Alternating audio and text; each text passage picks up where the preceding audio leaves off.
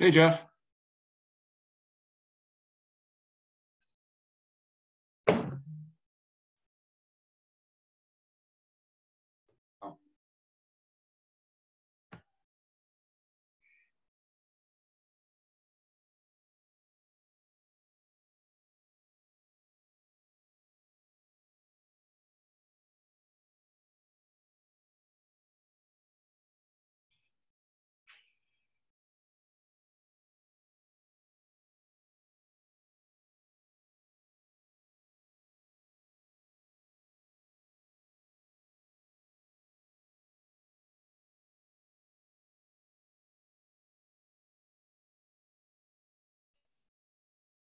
Hi there. Hey, everyone.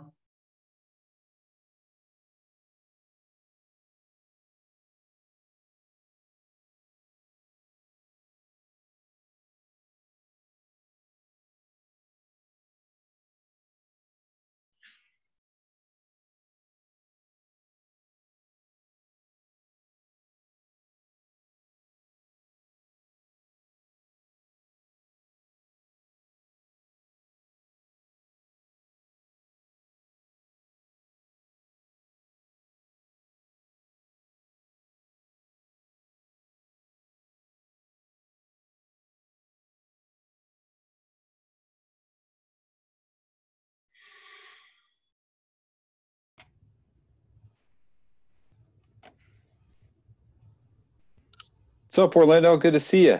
Hi, good afternoon. How's everyone doing? Hi there.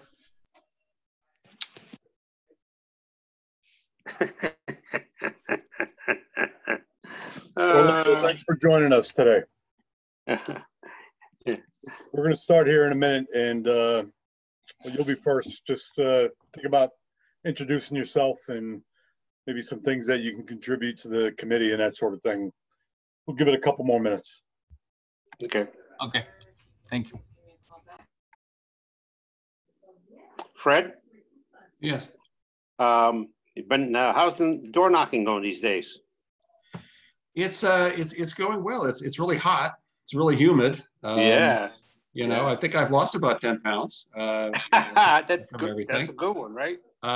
Yeah, but I've been out now, I think on 13 separate occasions, including this afternoon. And, it's just, I find it really refreshing. It's a great way to meet people, talk about what's on their minds, I learn a lot, and it's amazing how connected our community is. People know people who know people or did this or did that. So I'm really enjoying it. And it's going well, thanks. Well, if you knock on my door, you're making a big mistake. Why's that? I'm not in your district. That's right. Yeah. I guarantee you, I will not knock on your door. You could always stop for a glass of water if you want. That would be very tempting. Well, and my wife allows you. She'll let you have one of her beers. Ooh, okay. Well, I've never had a beer in my life. That's why I'm saying that. Really? You've never had a beer in your life? No.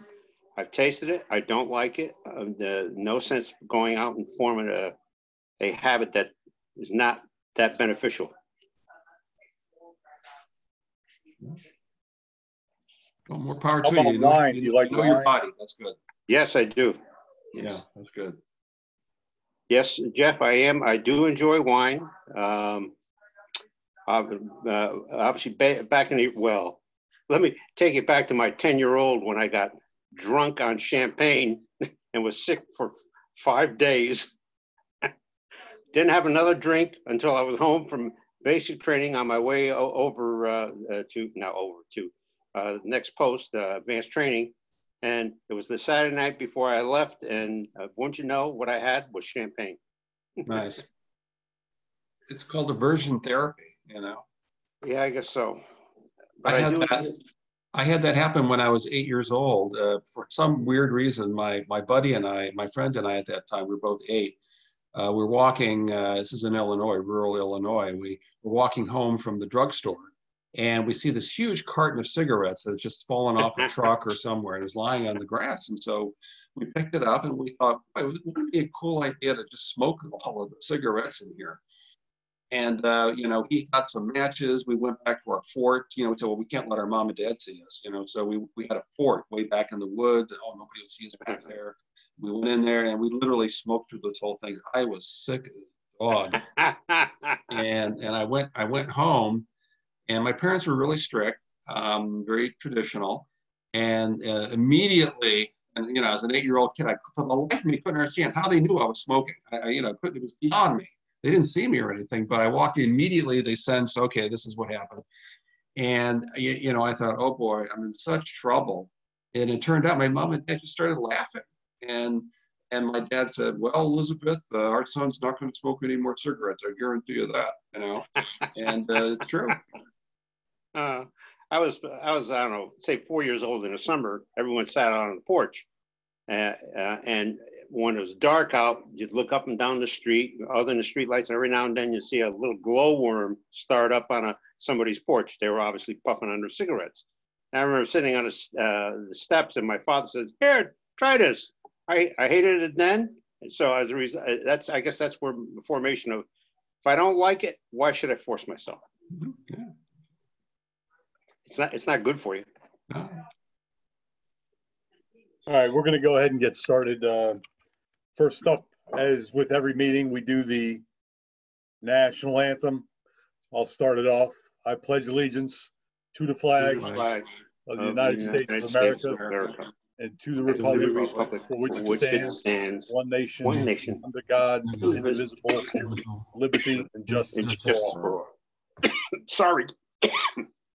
Wow. You okay, Leon? I quickly downed a couple of tacos from Bar Taco just before this. What can I say? They walked in the door, and I didn't want them to get cold. No, you can't get them cold. No. So I've made notes on who's attending. I'm not going to do a full roll call. Doesn't make sense at this point. So next up on the agenda is public forum, and I'd like to welcome Orlando Aquino from the Community Health Center.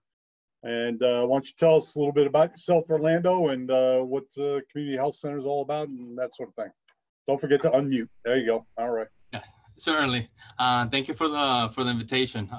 Greatly appreciate it. Thanks, Matt.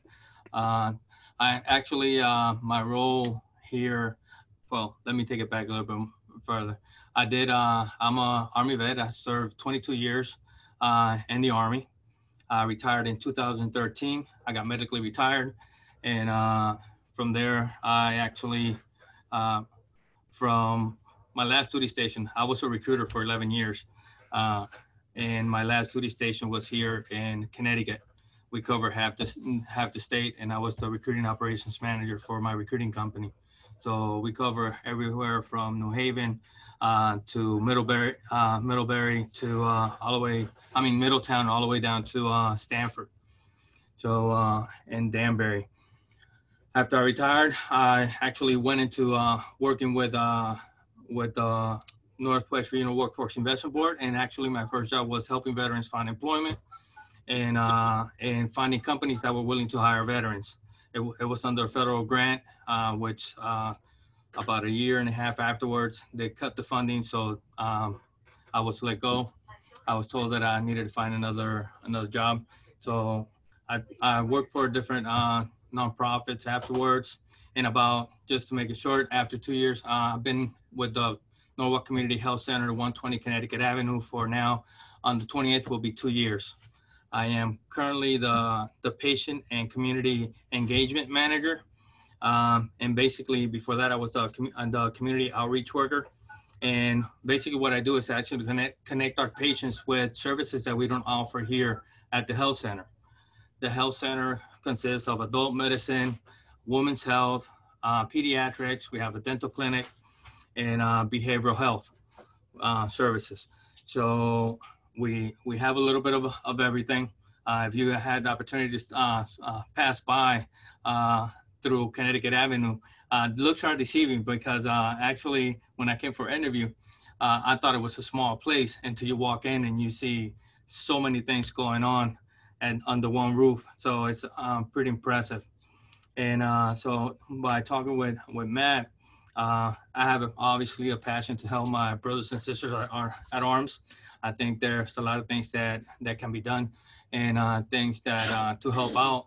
And so I'm just happy to have the opportunity to see what can we do. You must know Deanna Diamore from the health department. Yes, I do. So she's on this committee, but for known reasons, since March, she's been quite tied up. So we hope to welcome her back at some point, but her priorities are elsewhere right now. But she's been nothing but supportive to this committee. And, you know, if we need anything, I know I can go to her. Your liaison with her, I'm sure, helps you as well as helps her. I'm sure it's a two-way street where she learns, you know, day in and day out what's happening out there on the street. And then maybe you get that top level kind of rundown on what the city's thinking and that sort of thing. So, yeah. As a matter of fact, I do. I sit in actually every Thursday morning, they have a phone call, a Zoom call with different parts of the city of Norwalk, from emergency management to the Norwalk Health Department. The mayor's on it, Senator Bob Dove is on it, Representative Lucy Dayton, and the police chief. I mean, it involves the whole city. And with Deanna, touch bases sometimes once or twice, at least once or twice a week, on a regular basis. You know, I'm thinking out loud right now, and I'd have to run it by her. But you know, since she's so tied up, might be maybe you'd be like a substitute teacher for the health piece of this committee, you know, and kind of advise us on things. Can you talk about your relationship with the VA and veteran programs in the CHC? Okay. One of the things that since I actually started working here, I actually, as I mentioned, I'm actually medically retired. So I got a 90% service-connected disability. So rating. So we do currently, we do accept TRICARE here at the health center, but I know I want to take it, and I mentioned this to Matt, I want to take it a little bit further. I already spoke to my CEO, my interim CEO, and my chief of operations, that I would like to try to make a connection with West Haven VA, because I know that I don't know if it's in general, or locally, but I live in Danbury.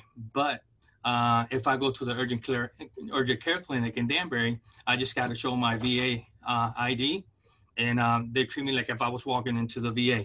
There's no questions. I have to verify my identification, and I get the services that I need. So I would like for the Norwalk Community Health Center be that place where veterans, instead of having to travel to different areas, especially our local veterans, because you got to consider transportation, you got to consider, you know, mobility and all this other things that here that we can possibly be that place to be able to offer those medical services. You know, I think it's going to trend that way nationally, where they privatize a lot of things. We've had discussions in this committee about that very thing, where, you know, I've heard it said that, you know, Medicare is big enough, but the government also has TRICARE. And somehow down the road, when the veteran strength is reduced by half, as Korean War and World War II veterans go on to the next chapter, you know, it's not going to be cost effective to keep hospitals open. So hospitals are very expensive. The administrative costs of administering an entire healthcare program is, I can't imagine what it is. There will be resistance to that from organizations like the VFW and the American Legion nationally. They're going to fight that tooth and nail, because, as you know, it's a lifetime promise that we'll take care of you after your service is done, especially if you have a disability. So, yeah, it's definitely something that we all need to be aware of that down the road, that the VA system may look a lot different in 10 to 20 years. So, I'm curious, but thanks for your time. Thanks for being here. You're welcome to stick around. I'm not going to kick you out of the Zoom, but we're going to get on with our regular business. Thanks again, Orlando. Thank you. Yep. Next up is committee chairman comments. The only two items on the agenda that I had that probably would be of interest to you, Orlando, is the VA office in Bridgeport is eager to move to Norwalk. And as a matter of fact, the mayor has slotted some space on the first floor of the health department building, wheelchair accessible, that sort of thing. And about the time that I was about to put Ryan McKenna, is his name, up at the VA in Bridgeport, and the mayor together, for the staff over there to kind of start moving the ball forward, that's when COVID-19 became what it is now, and we started to shut down. So I don't know when a good time is to re-engage on that, but really that's all I had under that, under my comments. I mean, I have some updates on under old business, but might as well jump right into that. The Veterans Advocate Award, we awarded that to King Industries for the first quarter. So just to catch up on that, Orlando, it's a quarterly award to either a business, a person, or an entity of some sort, say Chamber of Commerce or some orthodontist that specializes in treating veterans, whatever that looks like. And we have not named anybody for the second quarter. And I will put a call out in the meeting minutes that we think about that for the April, May, June timeframe. If there's anybody that stood out or any entity in town that would be the second quarter nominee for that. And then eventually when we can have larger gatherings, maybe on Veterans Day, maybe down that far down the road, that we would invite some of those sorts of people to the Veterans Day event at City Hall and then present the award there. That might be a good fit. Next up is the City Resource Directory for Veterans. I put it out in the email to take a look at that on the shared drive. Did anybody get a chance to do that? Awesome, thanks. If you would, it's good that you can get to it and all that, but if I don't want to take up too much time in the meeting today talking about the details, but if you, each of you, Matt and Fred, if you could give me 60 seconds on what you saw, what could be improved, what could be deleted, that sort of thing. Fred? Well, okay, I'll start. Well, naturally, I looked first for the stuff that I did, Yeah. and saw that a lot of a lot of that material got in. So I was very, very happy to see that. And and then also I really enjoyed seeing the other resources, with the city, and then also like in the back, there's a lot of links and can sign up to stuff. I know that this is something that Jeff, you were, shooting from day one. You put this kind of resource guide together. I'm glad it's online, so it's a lot more accessible. It could always be filled out more. I mean, there's definitely room. There's some empty pages there. There's room for more filling out. But it's the kind of thing where I think it could be released and get that. There's a lot of good information already there. Get it out. And then, we could always add to it, as we go along. So that was my overall impression. All right, good. I think we're close. One of my concerns is, making it online and making it accessible is great, except that there's a segment of the population, the veteran population, that doesn't use the internet or doesn't have an email address. Some of the folks around the American Legion and VFW, it's hard to stay in touch with them. And stamps are what, $1.25 now. I don't know. It's hard to mail things out too. But we could get some printed on the city's dime and make them available at places like the health department, City Hall, community health center, places like that where veteran population, the aging veteran population that may not have access to the internet, where they might see it and pick up a copy and hold it in their hand, that sort of thing. So something to think about too. How about you, Matt? What do you got? Three things, Jeff. Health, housing, and employment were the three places that I felt we could do some more filling out. Health, start with the VA and then make our way local. Housing, I'd love to get something from Adam on just how to apply for public housing, how to go about it, and then let's lean on Brian to get a couple of those real estate agents who are willing to work on a better engagement with veterans, however that is, and then employment. I've got a lot of information on, the Connecticut job centers. We can put something up for the Bridgeport one. We can get the veterans contact at that location. And then we can fill in some more information there. But I felt like those were the three that were leaner, and that, with a little bit of adjustment, we could get them right up and really functional. Good. That's solid feedback. And I agree. I've been sidelined with some other things that moved up on my plate that I wanted to get out of the way so I can focus on this. This is next, actually. This is front burner, and today's the 3rd. By the time we meet again, I want a 98% solution, and some of you I'll call directly and ask that you kind of weigh in on certain pieces of it, and I'll get the word out through the minutes that I'll be looking for some input from the committee as well. So Good, thank you.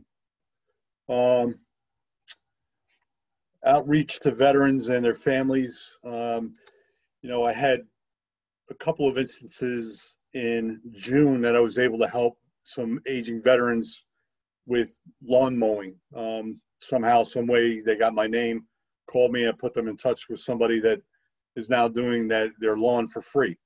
And I took the time on our committee letterhead and shot off a nice thank you note to the landscaping company and that sort of thing. So one of the families gave the landscaping company a check for $100, and the landscaping company in turn sent a check for $100 to the American Legion. So, and that comes at a good time right now when they're not open and there's no income coming in there. So that was nice to get, and very decent family in town, and I appreciated it. And yeah, like I said, sent them a thank you note as well. So as things like that come up, certainly I'd like to be informed and see if I can leverage some of the connections that this committee has made over the last year and a half to help people out in time of need. A lot of people, it's hard to ask, and I'm kind of that way too. Like if there's a death in the family, somebody close, you tell somebody, hey, call me if you need anything, and the family rarely calls, so it's always nice to be able to help. It's just awareness is half the battle. So Purple Heart City designation, we are, the city of Norwalk's on deck to be named the Purple Heart City. As I understand it, we're the 9th city in the state to get that designation. That's going to happen on Friday afternoon. We're limiting attendance to 5 people per family of recipients. I only know of one living Purple Heart recipient that, due to COVID-19, is not going to make it to the event, but his family will be there. And then there are several others that are living that I have old contact information for and simply can't find. I got another letter back, a guy that was in the first cav in Vietnam, Purple Heart, and found his webpage, got his picture, and I just have not been able to touch base with him. And it's sad, it's a time to really honor some combat wounded veterans that are out there, most of the recipients were killed in action, and being awarded the medal was a part of the administrative process for each department, service department, to process it. And the Navy was very good at it. Some of the other branches, some of the Army Air Corps guys killed in action, no Purple Heart on record. And unless you're next of kin, and I challenged actually the Department of the Army decorations and awards branch. They have a contractor, not a military person, running that. And what I wanted to do was the 18 Norwalk residents that were killed in action, and I can prove it, in World War I. And the Purple Heart, when Douglas MacArthur brought it back in 1932, he made it retro to 1917. And so all of our Norwalkers who were killed in action or died of wounds are all eligible. And so I wanted to do a blanket, I'll provide all the documentation, newspaper articles, anything that I can bring. And they said either the veteran themselves or next of kin has to do it.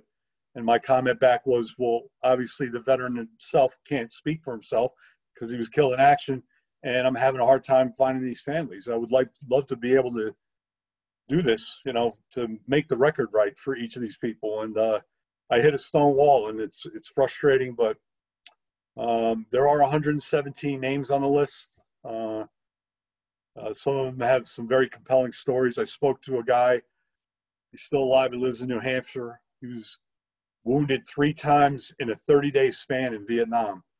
And he's a 3-time recipient of the Purple Heart.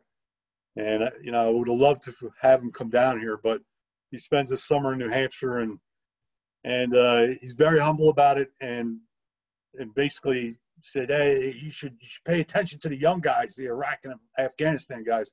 So you're absolutely right. But the city of Norwalk, we don't have a lot of Iraq and Afghanistan vets that we're aware of. And that's maybe part of the mission of this committee, is to kind of find those people out there.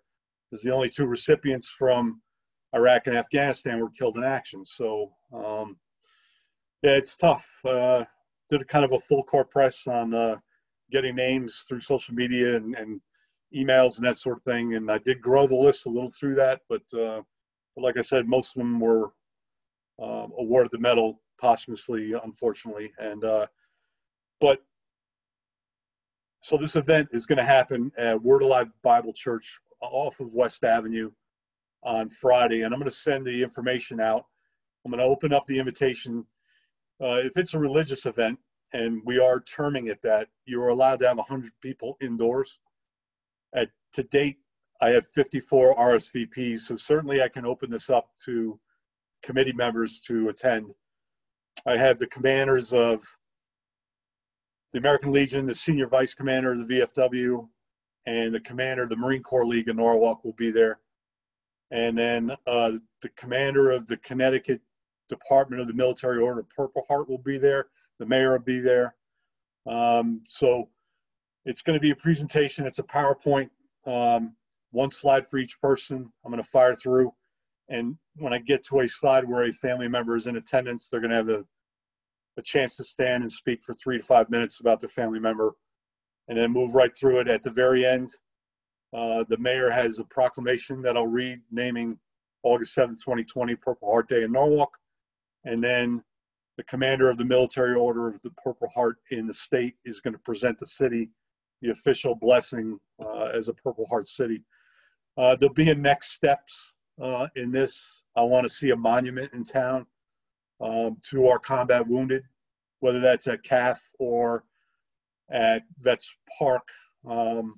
That's up in the air. I mean, Veterans Park seems like the more logical place. And I kind of don't know how the history of how the Shea McGrath Memorial ended up at Calf Pasture Beach, but that happened in the mid-'70s when they created the plaques initially and that sort of thing. And all the plaques have been replaced since that time. So, so there's that. And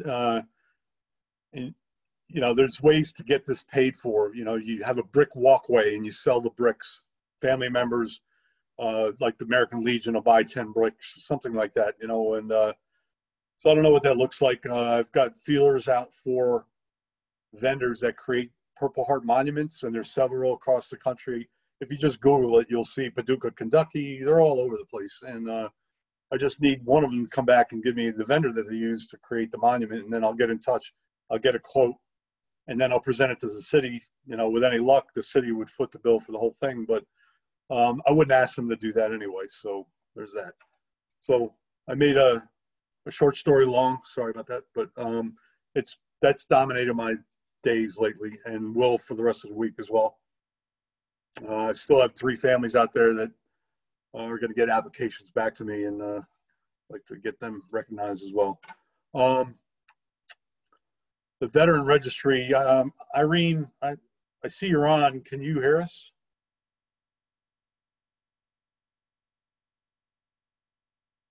You there?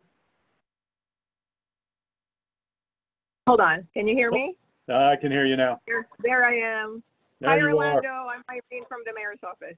Thank you for joining us. I didn't want to interrupt you, Jeff, but I do have an update on the VA reload. So do you want that under old business, or you want it now? No, we'll take it now. We are on old business. Yeah. Oh, okay. Before COVID hit, Lamont was actively working on this, and he's the person that Lamont Daniels is the director of community services for the city of Norwalk. Deanna actually reports to him. So he oversees health department, library, fair housing, basically all the social services. So the mayor delegated this task to Lamont Daniels, and we had a meeting about this. So the last we talked is he was in contact with Brian McKenna. So they're connected. And our last conversation was, and I'm not sure if I mentioned this to you, the city is actually going to fund the renovation. So we're gonna, so there's money earmarked for the handicap ramp, the facade. So they're gonna fix that up. And Lamont was so excited. And this was supposed to be done in May, but again, because of COVID, he has his hands full. But it's good news. It's very positive that the city is definitely on board. It's just a matter of when. And I'm going to hound him to make sure this happens. Yes, please right. do, and please keep me updated. So, thank you. Of course. The veteran registry, we gave that to the IT guys a couple, 3 months ago to kind of duplicate what the state of Pennsylvania is doing. Yeah. I'm going to see if I can follow up. I know that because we're all working from home, so our small IT department is overwhelmed with the meetings and the technology, so we're all dependent on them. So I think they have other things to worry about right now, but I certainly will follow up. Okay, thank you. All right. Moving on, the last item that I see here on old business is the partnership with the Chamber of Commerce. That started to get some traction. Brian Griffin, I don't see him on, but I'll touch base with him verbally. I'll call him. I'm not going to wait till the next meeting. I definitely want to see, I'd love to see a Veterans Chamber of Commerce. That's kind of an offshoot of the big Chamber of Commerce, and whoever leads that for veteran-owned businesses in Norwalk is on maybe not the board, but has a position of some clout or whatever that have a permanent seat at the Norwalk Chamber of Commerce. I think it's important that we identify and help those veteran-owned business owners out there, especially now. I just wish wish this virus never happened. That's what I wish. Anyway. Yeah. Yeah. Other than that, that's all I had under old business. Under new business, does anybody have anything?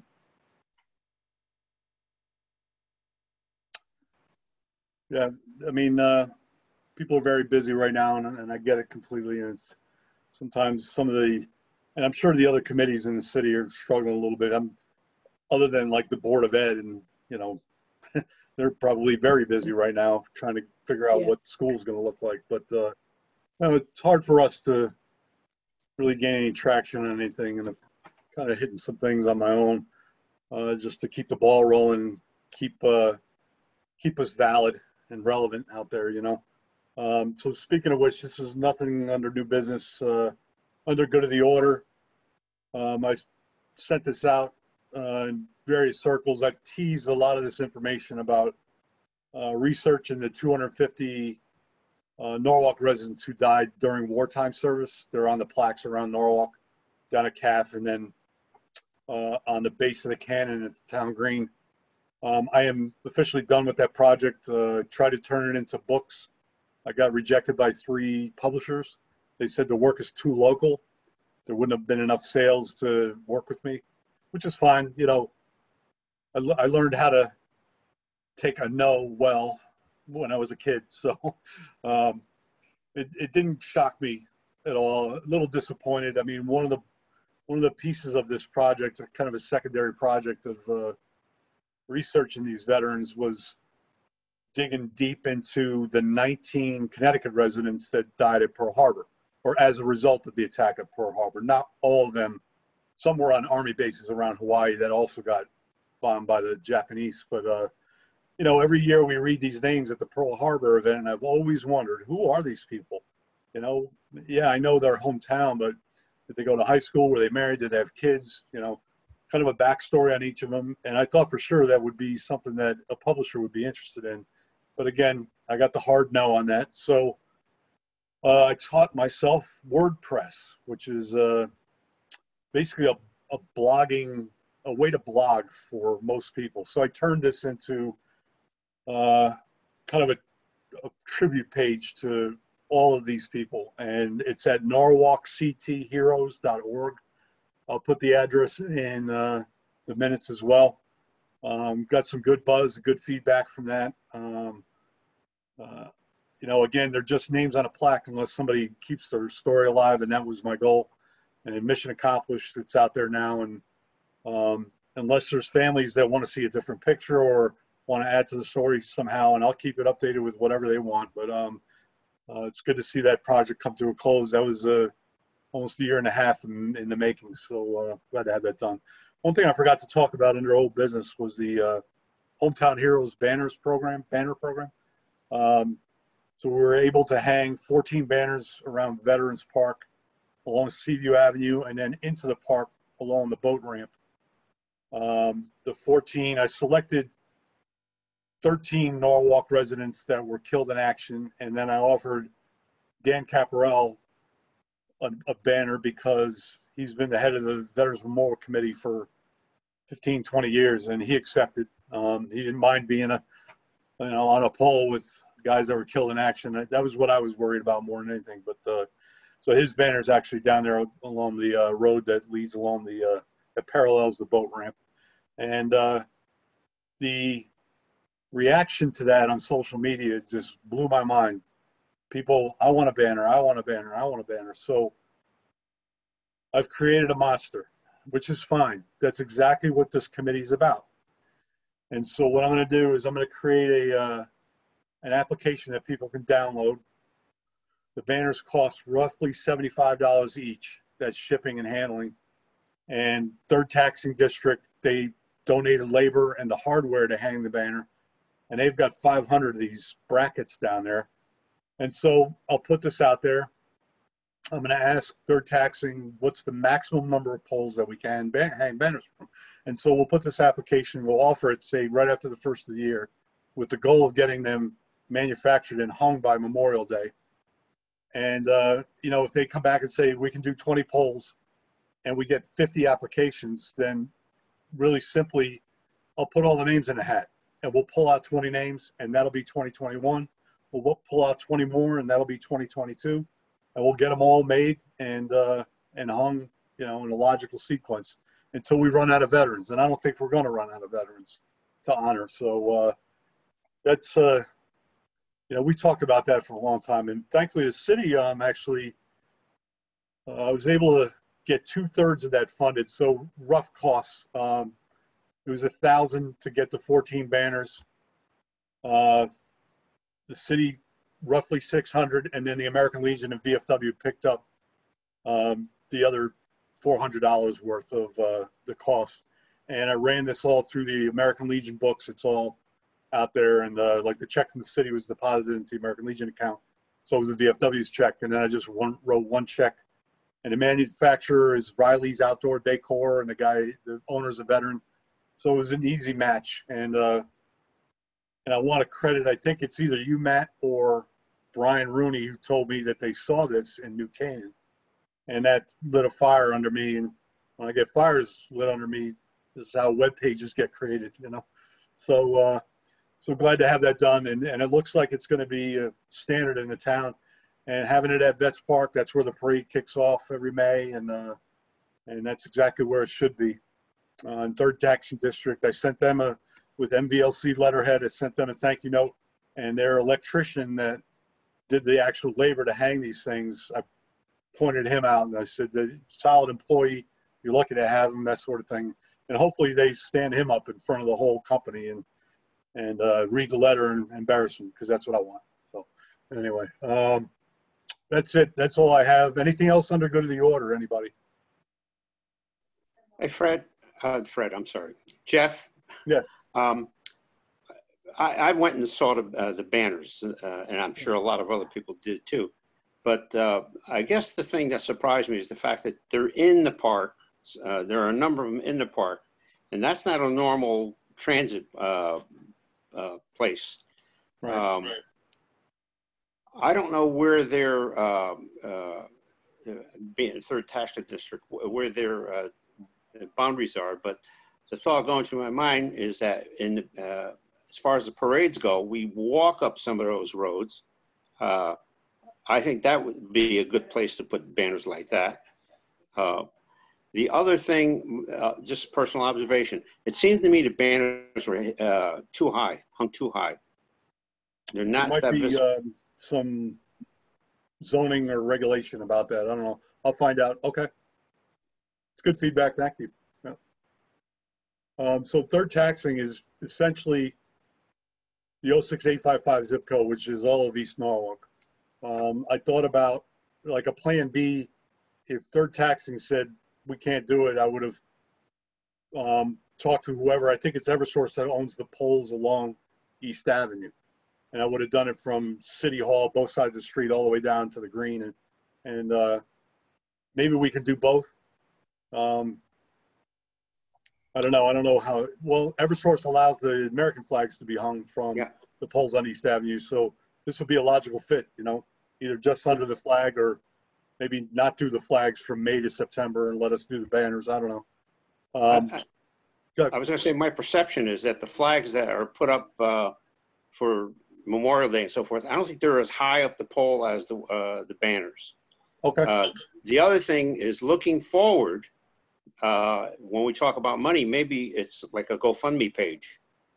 Yeah, the idea with the going forward was that say a business can sponsor it.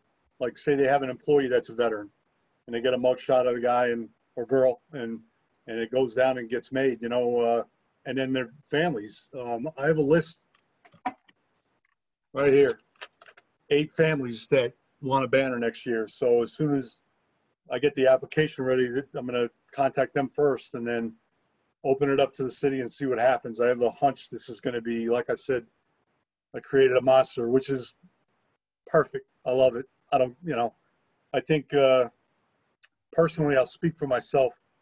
I think love of country and patriotism, especially those that died for this country, counters a narrative that I'm tired of reading about.